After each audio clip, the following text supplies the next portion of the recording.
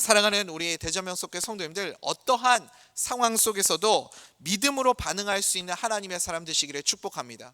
우리가 나에게 주어진 상황을 믿음으로 바라보고 믿음으로 반응하는 것이 참 중요하다는 생각이 듭니다. 갈라디아서 마지막 장입니다. 오늘 사도 바울은요, 마지막 장에서 세 가지 결론을 우리에게 말씀하고 있습니다. 첫 번째는 강력한 믿음을 가지고 살아가기 위해서 첫 번째, 정죄하는 인생을 살지 말고 회복시키는 인생을 살아가라, 그렇게 우리에게 말씀합니다. 오늘 우리가 이거 한 가지만 붙잡고 은혜를 나누려고 합니다. 정죄하는 인생 살지 말고 축복하는 인생, 회복하는 인생을 살아갈 수 있는 우리 모든 하나님의 백성들 되시기를 소원합니다. 1절에 범죄라는 표현이 나옵니다. 범죄, 이게 헬라어로는 파라프토마라는 단어인데, 범법했다, 범죄를 저질렀다, 이런 뜻이라기보다는 원래 의미가 무엇이냐면 넘어짐, 실수 또는 위반, 이런 의미를 가지고 있습니다. 그러니까 우리도 내가 의도적으로 운전을 하다가 신호를 위반할 때도 있지만, 잠깐 멍 때리고 가다가 속도 과속 속도 카메라를 보지 못하고 이렇게 속도 위반을 할 때도 있지 않습니까? 그러니까 내 의지와 상관없이 내가 실수할 때, 내가 의도적으로 어떤 목적을 가지고 범법한 것이 아니라 잘못을 저지르고 실수했을 때, 무심코 실수하거나 또는 혹은 이 유혹을 이기지 못하고 그 유혹에 넘어가서 죄를 저지르게 되었을 때, 그런 의미를 표현하는 단어가 이 범죄라는 단어입니다. 연약해서 못하는 것, 그러니까 예수님도 제자들에게 마음은 원이로되 육신이 약하도다 하면서 제자들에게 이제는 자고 쉬라, 기도하지 못하는 제자들에게 그렇게 말씀하시지 않았습니까? 우리가 그럴 때가 있다는 거예요. 마음은 정말 믿음으로 살아가기를 원하는데, 은혜 붙잡고 살아가기를 원하는데, 내 육신이 너무 약해서 실수하고 넘어지고 또 범죄를 저지르고 할 때가 참 많이 있지 않습니까? 죄의 유혹에 끌려다니는 것, 그래서 이것을 육체의 사람이라고 그렇게 말을 합니다. 그러니까 오늘 이 사도 바울이 이 범법자들에 대해서 범법자라고 지칭하는 그 사람은 실제로 우리가 무슨 무시무시한 그런 범죄를 저지른 사람을 설명하는 것이 아니라, 믿음이 약한 사람, 초심자, 혹은 이 낙심해서 믿음을 잃어버린 낙심자, 이런 사람들을 지칭하는 표현입니다. 여러분, 어린아이가 몰라서 못하는 것이 아니죠. 어린아이는 아직 의지가 약하고 또 이 힘이 없어서 그것을 부모의 명령을 잘 지키지 못하고 그런 모습들이 있지 않습니까? 그런 믿음이 약한 자들을 지칭하는 표현입니다. 우리 1절 말씀 한번 읽어보겠습니다. 시작.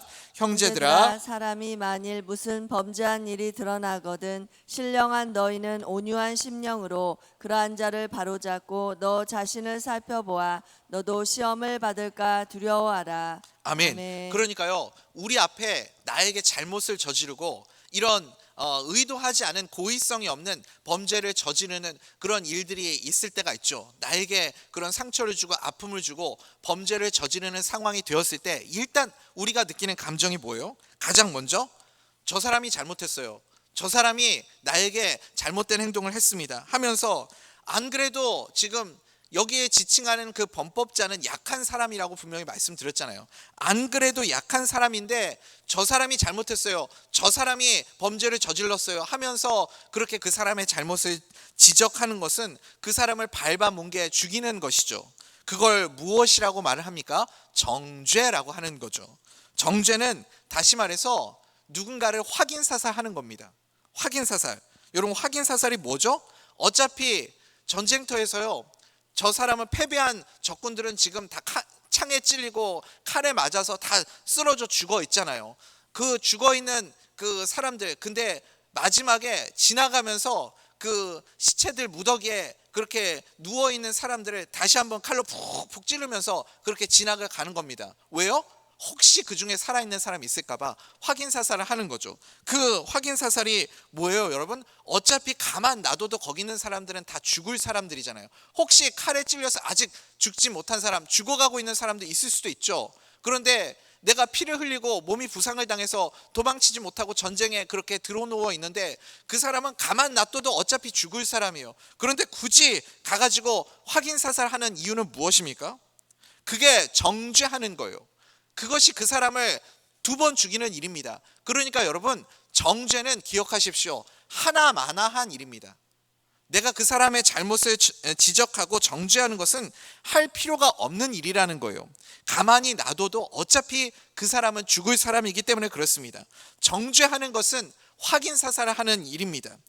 그런 짓을 왜 하냐는 거죠. 그래서 우리가 해야 할 일은 무엇이냐면 죽어가는 자를 살리고 회복시키는 회복자가 되어야 하는 것 아니겠습니까? 우리는 정죄하는 자가 아니라 회복자가 되기를 간절히 소원합니다. 쓰러지고 넘어졌을 때 그 넘어져 있는 사람, 죽어가는 사람을, 칼 맞아서 죽어가고 있는 그 사람을 치료하고 회복시켜 주셔서 살려주는 사람이 될 수 있기를 간절히 소원합니다. 선한 사마리아인의 비유를 여러분 기억하십시오. 강도 만난 사람이 있었습니다. 강도를 만나서 그 사람 칼에 찔렸어요. 피를 철철 흘리면서 죽어가고 있습니다. 그 사람은요, 그냥 가만히 놔두면 어떻게 돼요? 가만히 놔두면 어떻게 돼요? 죽어요. 가만히 놔두면 강도 만나서 그 사람은 죽어가는 사람입니다. 그런데 그 죽어가는 사람에게 와가지고 굳이 확인 사살을 할 필요가 있어요? 그걸 정죄라고 하는 거라니까요. 아니, 그러게 내가 조심하라고 했잖아. 여기 사람들 많이 안 다니는 길인데 왜 겁대가리 없이 혼자 여기를 그렇게 혼자 조심스럽지 않게 지나가다가 강도를 만나? 내가 그럴 줄 알았지. 그거는 아무 도움이 되지 않는 말이잖아요. 우리가 회복자가 되기 위해서 해야 할 일은 무엇입니까? 선한 사마리아인을 만났을 때, 잘못 얘기 드렸군요. 강도 만난 사람을 만났을 때 내가 선한 사마리아인이 되려면 어떻게 해야 돼요? 가서 상처에 기름을 부어주고 상처를 싸매어주고 그리고 주막에 데려가서 그 사람이 쉴 수 있도록 치료를 받을 수 있도록 그렇게 도와주는 것, 죽어가던 사람을 살려주는 것, 그게 회복자의 모습 아닙니까? 그러니까 우리가 내가 누군가를 이렇게 살려내고 회복시켜줄 힘이 나에게 만약에 없다면, 그렇다면 나는 적어도 정죄하는 사람은 되지 말고 어떤 사람이 되어야 되겠습니까? 나는 정죄하는 사람이 아니라 적어도 내가 누군가를 회복시켜줄 수 있는 힘이 없다면 예수를 전할 수 있는 그런 사람이 될 수 있기를 간절히 소원합니다. 예수님을 증거해서 누구든지 회복시켜 줄 수 있는 그런 사람이 되어야 한다는 것입니다. 여기 1절 중반부에 보니까 바로잡고 이런 표현이 있어요. 바로잡는다. 이게 무슨 뜻이냐면 탈골된 것을 다시 바로잡는다라는 뜻입니다. 다시 접골시킨다. 그러니까 우리가 해야 할 일이 바로 바로잡는 일이라는 거예요. 이게 무슨 뜻인가? 팔 빠진 사람 있어요.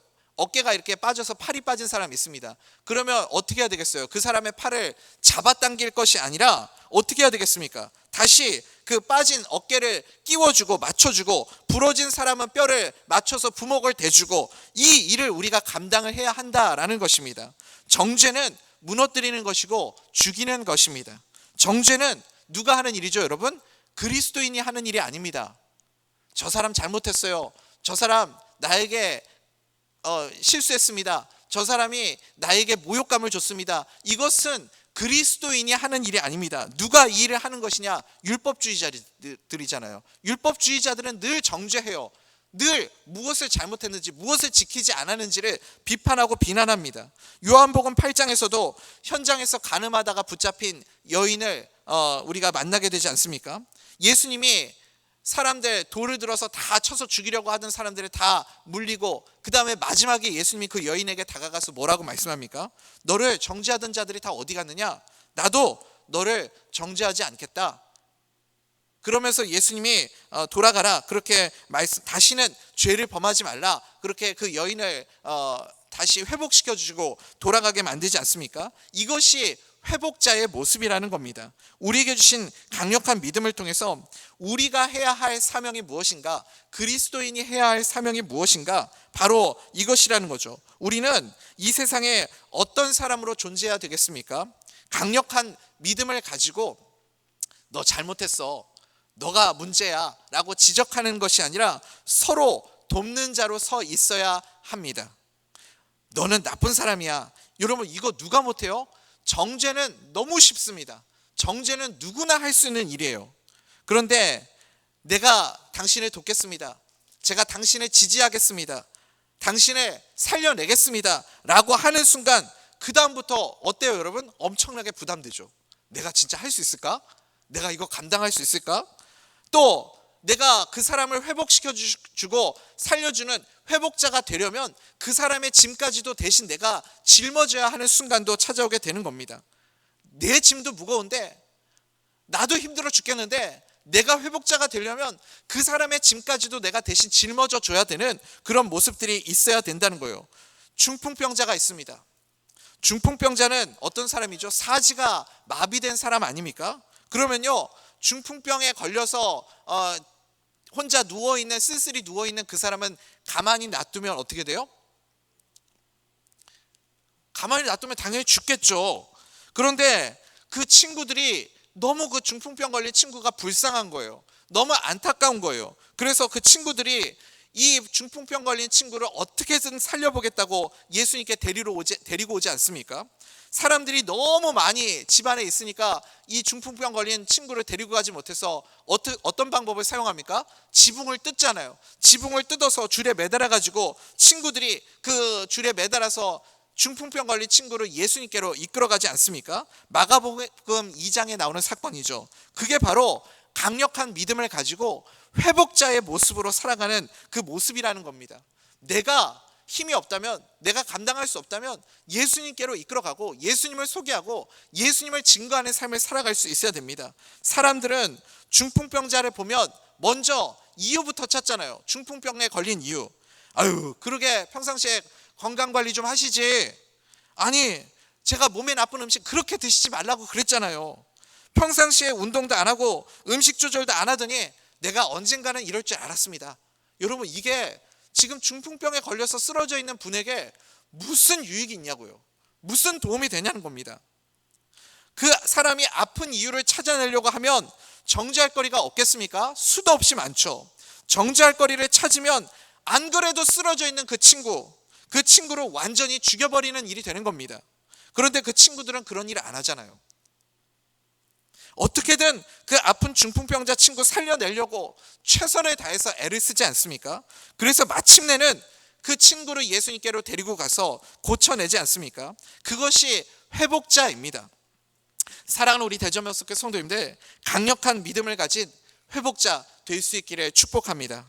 어떤 사람을 만나면요, 그 사람을 볼 때 비난할 거, 또 그 사람을 정죄할 거리를 찾는 것이 아니라 그 사람이 약하다는 생각이 들고 저 사람이 연약하고 부족한 모습이 보이면 내가 저 사람을 어떻게 도와주면 좋을까? 어떻게 섬기면 좋을까? 어떻게 저 사람을 회복시켜주면 좋을까를 볼 수 있는 강력한 믿음의 사람 되시기를 축복합니다. 그래서 이 주변 사람들이 그 사람을 정죄하려고 할 때 저 사람 나쁜 사람이에요, 저 사람이 어떤 잘못을 저질렀는지 아십니까? 라고 할 때 멀리서 막아주고 또 그 사람에 대해서 날마다 기도해주고, 그런 것이 회복자의 모습인 줄 믿습니다. 그리고 그 사람에 대해서 변론해 주는 거죠. 변호해 주는 거죠. 원래 그 사람이 그렇게 나쁜 사람은 아니야. 우리도 그런 상황이 되면 그렇게 말할 수 있고 그렇게 행동할 수 있어. 다른 사람들이 정죄하고 비판할 때 그 사람에 대해서 감싸주고 보호해 줄 수 있는 그런 하나님의 사람도 될 수 있기를 간절히 소원합니다. 이렇게 감싸줄 수 있는 사람이 회복자라는 거죠. 우리 2절 말씀 한번 읽어보겠습니다. 시작. 너희가 짐을 서로 지라. 그리하여 그리스도의 법을 성취하라. 아멘. 아멘. 여기서 짐을 서로 지라 말씀합니다. 이 짐은 헬라어로 바로스라는 단어인데, 무거운 짐을 나 홀로 지고, 오늘 우리가 불렀죠. 무거운 짐을 나 홀로 지고, 무거운 짐을 나 홀로 지고 가면 어떻게 돼요? 견디다 못해서 결국은 쓰러지게 되는 거죠. 그게 그 무거운 짐이 바로 바로스입니다. 혼자서는 질 수 없는 짐, 그게 바로스라는 거죠. 여러분, 혹시 피아노 옮겨보신 적 있으십니까? 피아노보다 훨씬 무거운 게 뭐냐면 오르간입니다. 오르간 옮겨보신 적 있으세요? 제가 대학생 때, 대학교 1학년 여름방학 때, 지금도 잊혀지지가 않아요. 1학년 여름방학 때 갑자기 학교에서 호출이 왔어요. 아니, 뭐 제가 음대를 다닌다고 해서 악기를 옮길 수 있는 기술을 가지고 있는 건 아니잖아요. 근데 음악과 남학생들을 다 호출을 해가지고 1학년 학생들 호출을 해서 뭘 하냐면, 그때 당시에 이제 그 신관과 총신대학교는 신관이 있고 종합관이 있는데 종합관 건물을 새로 지었어요. 그래서 종합관 1층에 채플실이, 예배실이 새로 생겼고, 옛날에 드리던 예배실은 신관 건물 4층에 있었습니다. 그 4층에 있는 오르간을 그 옆에 있는 건물 1층으로 옮겨가라는 거예요. 엘리베이터도 없었어요. 그때는 엘리베이터도 없는데 그걸 들고 짊어지고 옮겨가라는 겁니다. 여러분, 이 오르간이요 진짜 피아노하고는 비교도 안 돼요. 너무너무 무겁습니다. 페달도 혼자서 한 사람이 못 들 정도로 무거운데 이거를 그냥 학생들이 낑낑낑낑 짊어지고 그 계단을 다 지고 내려가가지고 그걸 옮겨갔어요. 진짜 녹초가 됐던 기억이 납니다. 무거운 짐을요 네 명이서 지고 가면서 너무너무 힘들었던 그 기억이 지금도 잊혀지지가 않습니다. 피아노도 네 사람이서 옮기기도 쉽지가 않죠. 전문가들 아니고서는 이게 전문가들은 둘이서도 이렇게 옮기더라고요. 근데 전문가 아니고서는 네 사람도 기술이 없는 사람은 옮기기가 쉽지 않습니다. 밑에 담요를 깔고 막 난리를 치면서 그렇게 옮겨야 되잖아요. 그렇게 무거운 짐을 오늘 2절에서 뭐라고 말씀합니까? 너희가 서로 지라. 나 혼자는 질 수 없는 짐이기 때문에 무거운 짐을 너희가 서로 지라, 이렇게 말씀합니다. 서로가 서로에게 의지가 되어주라 라는 말씀입니다. 이게 사랑의 법, 그리스도의 법 아닙니까? 그리고 5절에도 또 짐이라는 표현이 나와요. 5절에 우리 5절 한번 읽어봅시다. 시작. 각각 자기의 짐을 질 것이라. 아멘. 똑같이 우리 한글로는 짐이라는 단어로 그렇게 번역을 했는데 이 원어는 조금 달라요. 2절에 나와 있는 짐은 바로스라는 단어이고 5절에 나오는 짐은 포르티온이라는 단어입니다.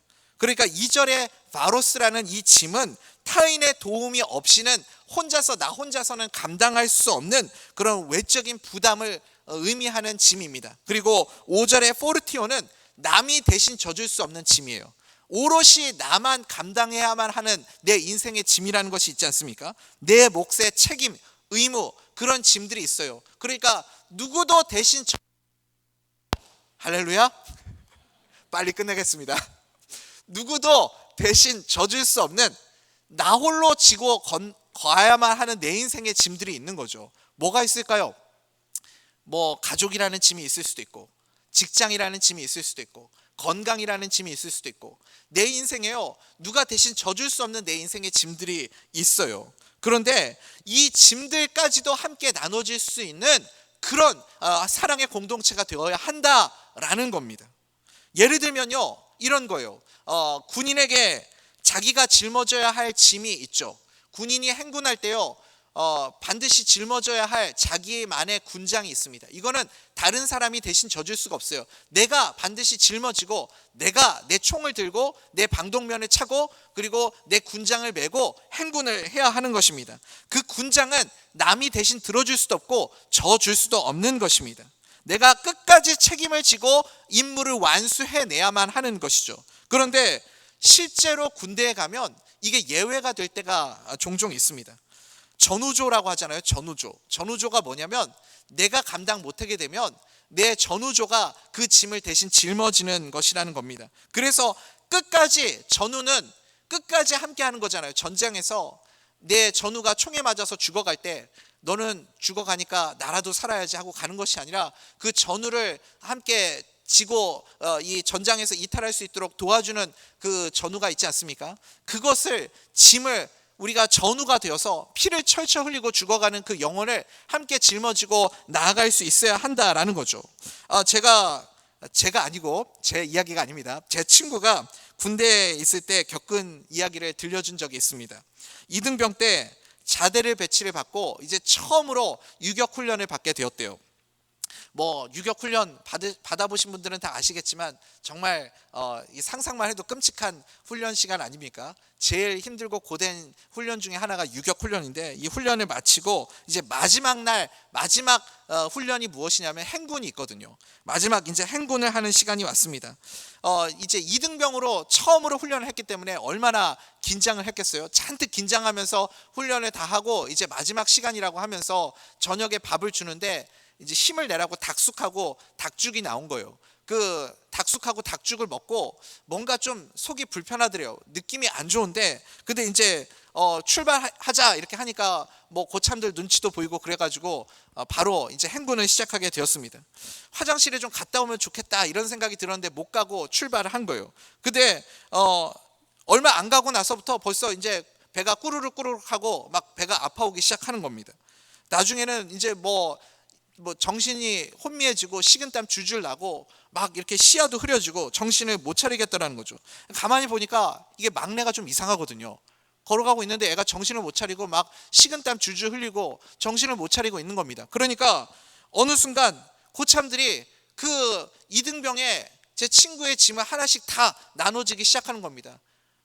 다른 고참은 총을 대신 짊어져 주고, 한 사람은 방독면을 대신 져주고, 또 한 사람은 자기 군장 말고도 또 이 무거운 군장을 하나 더 짊어져 주고, 그래도 이 친구가 나중에는 정말 걸어갈 힘조차도 없더래요. 마지막에는 그냥 한 발자국도 걷지 못할 정도로 힘이 없어서 너무너무 힘들고 고통스러웠대요. 그러니까 양 옆에서 고참들이 이렇게 팔을 짊어지고, 조금만 힘내, 거의 다 왔어, 아직 한 4시간 더 가야 되는데 다 왔어, 조금만 힘내 하면서 막 애를 질질 끌면서 그렇게 8시간을 행군해가지고 자대에 도착했다는 거예요. 그래서 자대에 도착해서 화장실에 들어가가지고 화장실에 앉아가지고 엉엉 울었다는 그 제 친구의 이야기를, 제 이야기가 아닙니다.